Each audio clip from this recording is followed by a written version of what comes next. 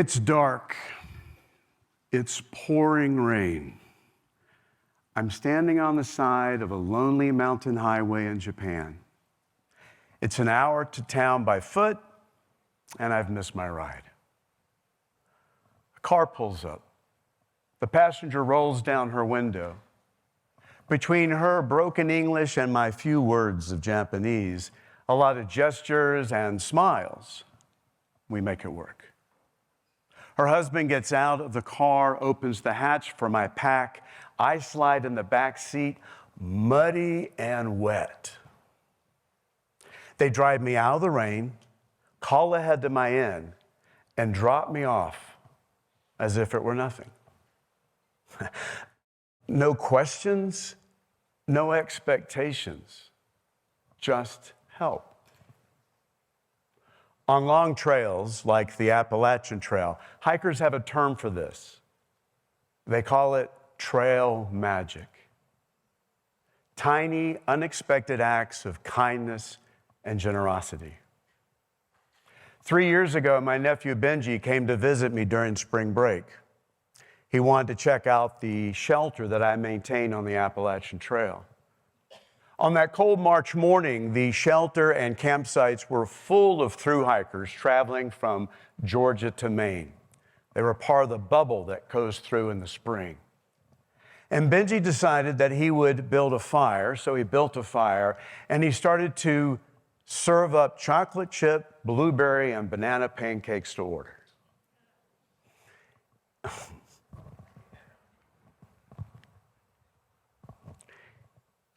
He handed a plate to one of the hikers.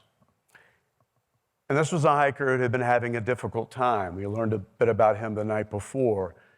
And he was on this trail to discover some things about himself, to work through some things like people do on the trail. And when Benji handed him the plate, he lit up. And he said, "Trail magic."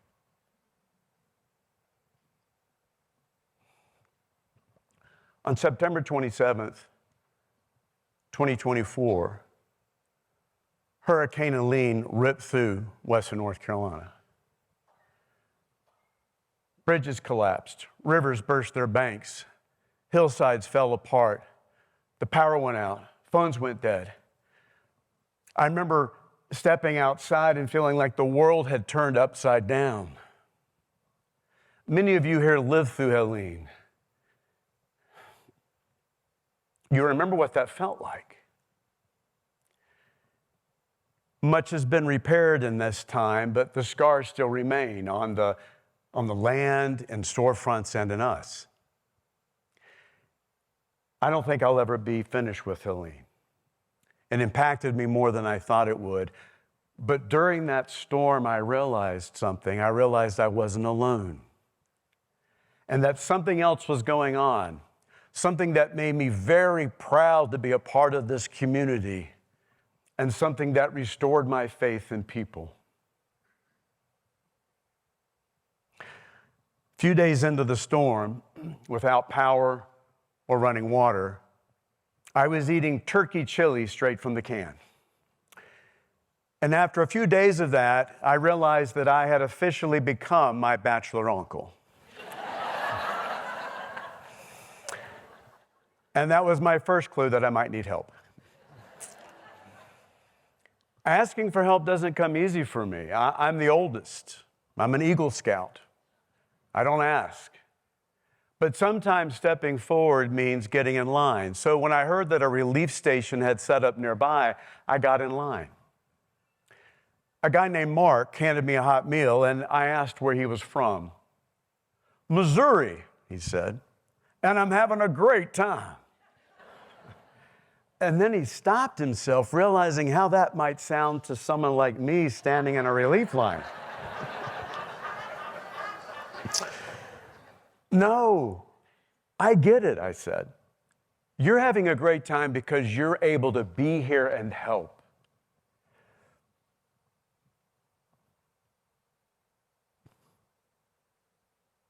And I'm glad you're here.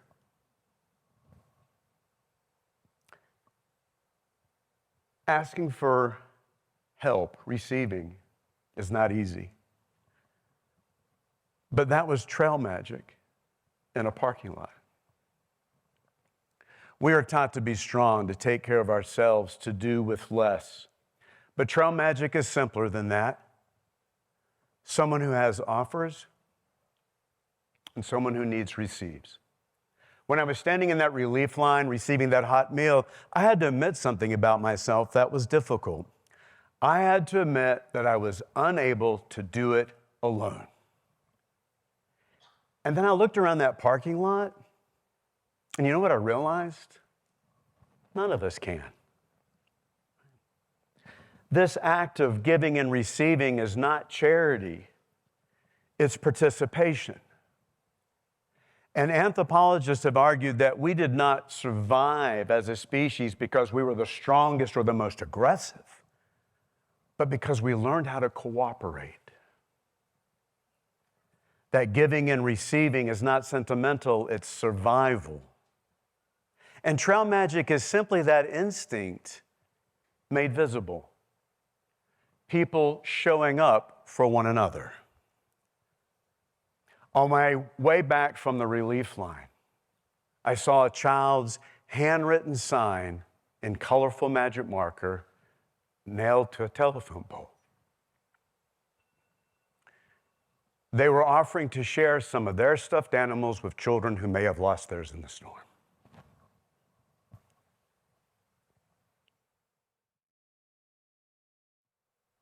As the days continued, those of us who had originally needed help were able to step in and offer help, offer our own resources. Not all together, not all at once, and not equally, but enough to help things get going. And that's when I understood something. The magic isn't the thing that's given. The magic is the choice to participate. And we may participate by standing in line for a hot meal, or we may participate by sharing some of our stuffed animals. None of us does it alone. A few years ago, a friend of mine said, climate change is going to destroy us. How can trail work matter? Well, I know that voice. I've heard it in my own head. We're living in times where the issues, the problems can feel so large and the system so broken that we can step back and say, why even bother? There's nothing any one person can do.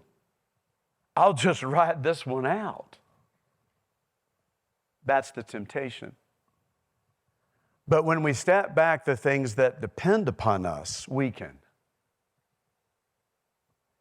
Communities do not collapse because people disagree. They collapse because people disengage.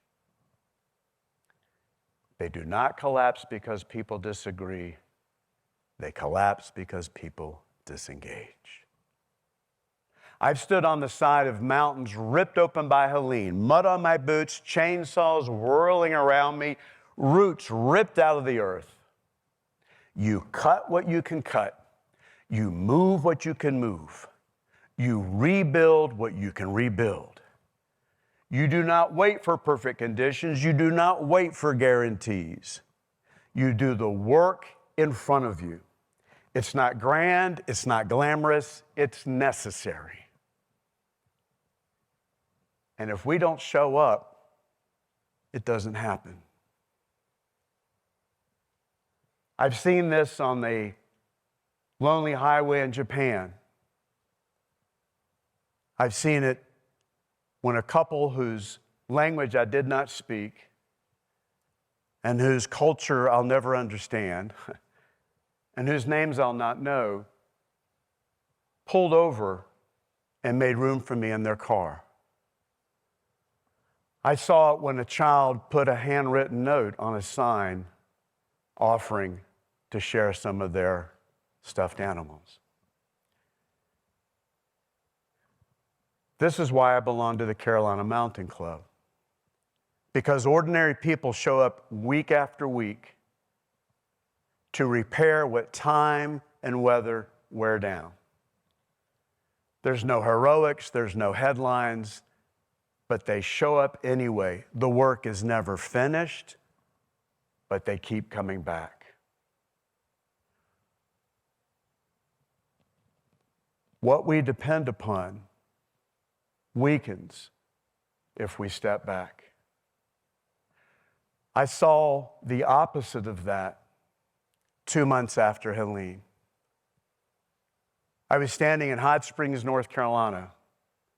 The Appalachian Trail runs straight through town.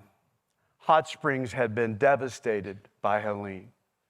And on that Thanksgiving weekend, 130 people from 7 states showed up. They didn't come to hike. They came to work. They put on gloves, they picked up tools, they started to remove blowdowns, to rebuild tread, to pull debris from the river. No one required them to be there, but something inside of them said that they're not going to let a community disappear. If we step back, the things that depend upon us weaken. If we step forward, the work gets done. We are not responsible for everything, but we are responsible for something. We are the ones who step up. We are the ones who stand in line. We are the ones who offer a stuffed animal. We are the ones who pick up a tool. That's how it works. We are not waiting for trail magic. We are trail magic.